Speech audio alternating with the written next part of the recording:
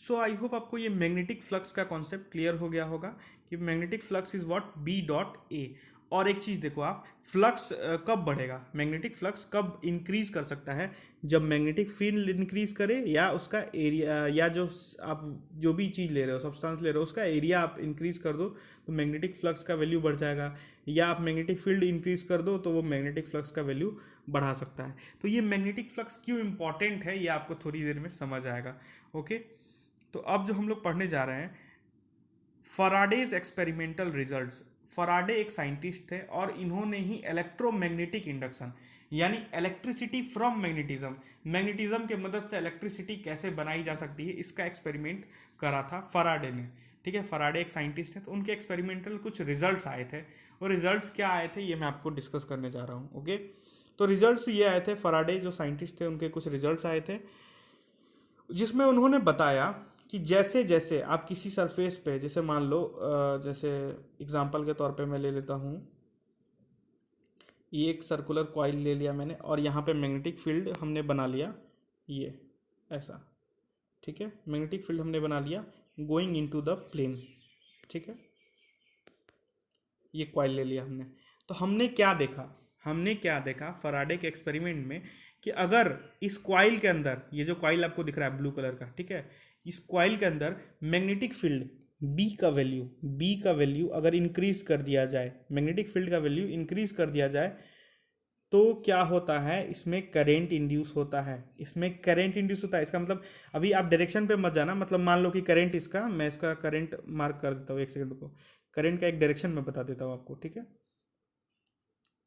ये आप मान लो ब्लू में करंट ऐसा जा रहा है एंटी क्लॉकवाइज। ठीक है, ये देखो, ये जो मैं मार्क कर रहा हूँ एरो, ठीक है, ब्लू एंटी क्लॉकवाइज करंट जा रहा है, इस टाइप से जा रहा है करंट। ठीक है, तो आप मान लो कि इसमें मैग्नेटिक फील्ड का वैल्यू आप चेंज करेंगे जैसे, ठीक है, मैग्नेटिक फील्ड का वैल्यू आप जैसे चेंज करेंगे तो इसमें एंटी क्लॉकवाइज करंट जा रहा है मान लो। ठीक है, जैसे ही आप इसमें एरिया इसका बढ़ा देंगे, कॉइल का एरिया आप बढ़ा देंगे, मतलब कॉइल को बड़ा कर देंगे, देखो इतना बड़ा कॉइल कर दिया मैंने।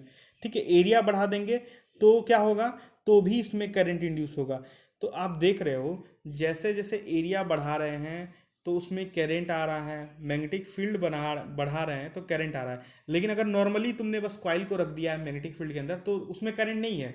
आपको क्या करना है, या तो मैग्नेटिक फील्ड बढ़ाना है या तो एरिया बढ़ाना है। ठीक है, तभी जाके इसमें क्या होगा, करंट इंड्यूस होगा। इसका मतलब बोलो, इसका मतलब ये है कि आप जैसे जैसे कॉइल को अंदर बाहर ले आओगे, ठीक है, या फिर कॉइल का एरिया को बढ़ाओगे, मैग्नेटिक फील्ड को बढ़ाओगे, तो वो उसमें करंट इंड्यूस होगा। इसका मतलब क्या निकल के आ रहा है कि जैसे जैसे फ्लक्स इक्वल टू क्या होता है बताओ, फ्लक्स इक्वल टू, मैं आपको दिखाता हूँ यहाँ पे, फ्लक्स इक्वल टू हमने पढ़ा बी डॉट ए। ठीक है, बी डॉट ए। तो जैसे जैसे मैग्नेटिक फील्ड का वैल्यू बढ़ेगा, जैसे जैसे एरिया का वैल्यू बढ़ेगा, ठीक है, जो आप वायर लिए वो जो भी चीज़ लिए हो आप, ठीक है, तो जैसे जैसे वहाँ पे मैग्नेटिक फील्ड का वैल्यू बढ़ेगा या एरिया का वैल्यू बढ़ेगा तो वहाँ पे फ्लक्स भी इंक्रीज करेगा या डिक्रीज करेगा, तो उसमें एक करंट प्रोड्यूस होगा उस वायर में, उस पर्टिकुलर शेप जो भी आप लेके गए हैं मैग्नेटिक फील्ड के अंदर, उसमें क्या होगा, करंट इंड्यूस होगा। ये फराडे ने अपने एक्सपेरिमेंट्स में देखा। देखो मैं इसको और क्लियर कर देता हूँ आपके सामने। जैसे मान लो ये एक मैग्नेटिक फील्ड है, ठीक है, यहाँ पे एक रीजन में क्रॉस मैग्नेटिक फील्ड मैंने बना लिया। ओके, और मान लो एक कॉइल मैं ब्लू से बना देता हूँ यहाँ पे, ये कॉइल है। तो ये कॉइल को जैसे आप मैग्नेटिक फील्ड के अंदर लेके आओगे, तो जैसे जैसे मैग्नेटिक फील्ड के अंदर लेके आओगे तो यहाँ पे ये पॉइंट ए था शुरू में मान लो, तो ए पॉइंट पे इस कॉइल पे कोई मैग्नेटिक फील्ड नहीं था, तो उसके पास कोई फ्लक्स भी नहीं था, उसमें कोई करंट नहीं था। ठीक है, जैसे ही आप इस कॉइल को मैग्नेटिक फील्ड के अंदर लेकर आओगे, जैसे ही इस कॉइल को आप मैग्नेटिक फील्ड के अंदर लेकर आओगे तो इसमें आप एक करंट इंड्यूस होता हुआ देखोगे। ठीक है, अब उसका कुछ भी डायरेक्शन हो, उसके डायरेक्शन पे बाद में हम लोग बात करेंगे, और वो हम लोग फाइंड करते हैं फ्लेमिंग्स के राइट हैंड रूल, और एक लॉ है लेंजेज लॉ, उससे भी फाइंड कर सकते हैं। ठीक है, दो हायर क्लासेस में आप लेंजेज लॉ का ही यूज़ करते हैं। ओके, वो ज़्यादा आसान है और थोड़ा ट्रिकी भी है। ओके, तो ये कॉइल, जैसे मान लो कॉइल को आप जैसे मैग्नेटिक फील्ड में लेकर आओगे तो इसमें क्या होगा, ये कॉइल में करंट इंड्यूस होगा। करंट इंड्यूस होने का मतलब करंट आना शुरू हो जाएगा। अब कुछ भी कोई भी डायरेक्शन में आए, एंटी क्लॉक आए या क्लॉक आए, ये आपको नहीं, मतलब फराडे क्या एक्सपेरिमेंट करा ये मैं आपको बता रहा हूँ कि फराडे के एक्सपेरिमेंट में क्या आया। तो फराडे ने देखा जैसे मैग्नेटिक फील्ड में आप कॉइल को लेकर आ रहे हो वहां पर करंट इंड्यूस हो रहा है।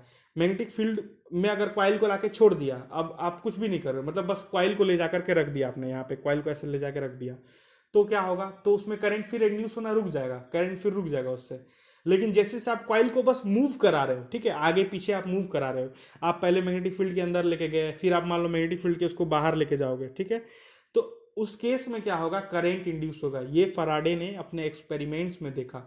तो फराडे ने इससे ये कंक्लूजन निकाला कि जब भी मैग्नेटिक फील्ड चेंज हो रहा है, या अगर मान लो आप जैसे, या आप कह सकते हो जैसे मान लो ये मैग्नेटिक फील्ड लाइंस मैंने फिर से यहाँ बना ली और एक कॉइल लेके आ गया, कॉइल लेके आप आ गए, ठीक है, यहाँ पे कॉइल आप एक लेकर आ गए, और इस कॉइल को पहले छोटा कॉइल लाया था, बाद में आपने एक बड़ा सा कॉइल लेके आया, ठीक है, एक बड़ा कॉइल लेके आया।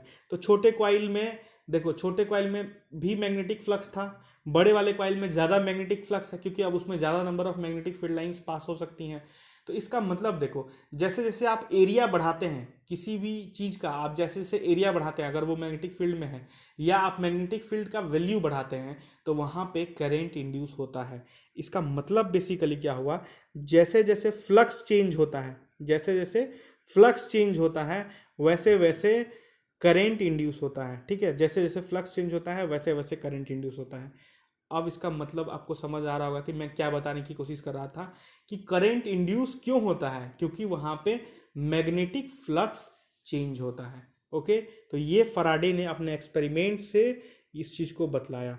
अब फराडे ने इसके लिए कुछ मैथमेटिकल एक्सप्लेनेशन भी दिया। देखो, हमने इलेक्ट्रिसिटी चैप्टर में पढ़ा था कि करंट कब फ्लो करता है।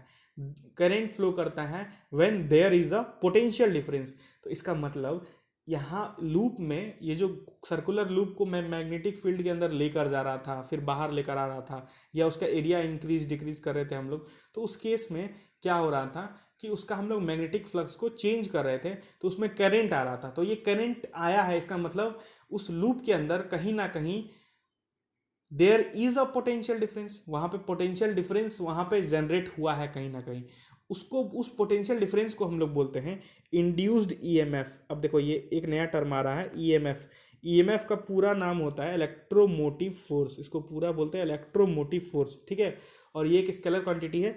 ईएमएफ को बेसिकली आप समझो, ईएमएफ का मतलब होता है वोल्टेज। क्या होता है? वोल्टेज। वी से वोल्टेज को डिनोट करते हैं, तो ईएमएफ का मतलब वोल्टेज होता है। तो फराडे ने अपने एक्सपेरिमेंट के रिजल्ट्स के बेसिस पे ये बताया कि whenever whenever a substance or a object is placed in a magnetic field, and if magnetic field is increasing or decreasing, or either the area of that substance is increasing or decreasing, then there is a induced current and there is a induced EMF। वहां पे एक EMF भी induce होता है, यानी वहां पे एक EMF को देखो ऐसे लिखते हैं ई से, ठीक है, इसको पोटेंशियल डिफरेंस आप बेसिकली बोल लो, ठीक है।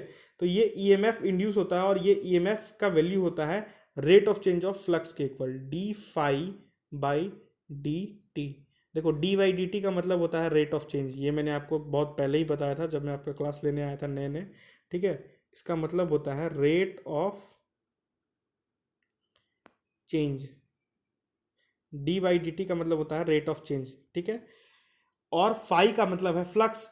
तो फराडे ने अपने एक्सपेरिमेंट से ये आपको कंक्लूड करा दैट ईएमएफ डेवलप हो रहा है वहां पर मैग्नेटिक फील्ड का वैल्यू चेंज करने पे, या एरिया का वैल्यू चेंज करो, या आप डायरेक्टली एक लाइन में कह सकते हैं मैग्नेटिक फ्लक्स का वैल्यू चेंज होने की वजह से वहां पे एक पोटेंशियल डिफरेंस क्रिएट हो रहा है और करंट का फ्लो हो रहा है। तो ये फराडे ने एक्सपेरिमेंटल लॉस, एक्सपेरिमेंटल रिजल्ट्स आपको बताए, ठीक है, इलेक्ट्रोमैग्नेटिक इंडक्शन के अंदर। अब ये सारी चीज़ें आपको नहीं पढ़ना था, ठीक है, ये जो मैंने इतना सारा बताया ये आपको नहीं पढ़ना था, लेकिन ये मैं आपको इसलिए बताया ताकि आपको क्लियर हो, कॉन्सेप्ट का क्लैरिटी हो, ताकि आप इसको अच्छे से और भी ज़्यादा रिलेट कर पाएँ और इंटरेस्ट जगा पाएँ फिजिक्स में। क्योंकि अगर आप इंटरेस्ट नहीं लोगे देन वो आपको थोड़ा दिक्कत करेगा, ठीक है। ये ऐसा सब्जेक्ट है जिसमें आपको इंटरेस्ट आना ज़रूरी है ताकि आप इसको और भी ज़्यादा समझ पाएँ। Physics is all about visualization, आप कितना उसको समझ पाते हैं, ठीक है। सो ये आपको फराडे के एक्सपेरिमेंटल रिजल्ट्स मैंने बता दिए। तो इलेक्ट्रोमैग्नेटिक इंडक्शन क्या है बेसिकली, इसमें देखो आप, इलेक्ट्रिसिटी जनरेट हुआ फ्रॉम मैग्नेटिज्म। हमने मैग्नेटिक फील्ड के अंदर क्वाइल को लेकर आया, ठीक है, हम मैग्नेटिक फील्ड के अंदर, मैग्नेटिक फील्ड यहाँ पे बना लिया मैंने, और ये क्वाइल को मैं अंदर लेकर आया। तो क्या हुआ, मैग्नेटिक फील्ड यहाँ पहले से था, इसके अंदर करंट इंड्यूस हुआ। करंट इंड्यूस हुआ, इसका मतलब आप कह सकते हैं यहाँ पर क्या हुआ, इलेक्ट्रोमैग्नेटिक इंडक्शन हुआ। यहाँ पर इलेक्ट्रिसिटी बना मैग्नेटिज्म की वजह से, मैग्नेटिक फील्ड की वजह से इस क्वाइल के अंदर इलेक्ट्रिसिटी जनरेट हुआ। तो आई होप आपको इलेक्ट्रोमैग्नेटिक इंडक्शन क्या है ये क्लियर हो गया होगा। नेक्स्ट वीडियो में हम इस चीज़ को और भी आगे ले जाएंगे। So till then students, thank you.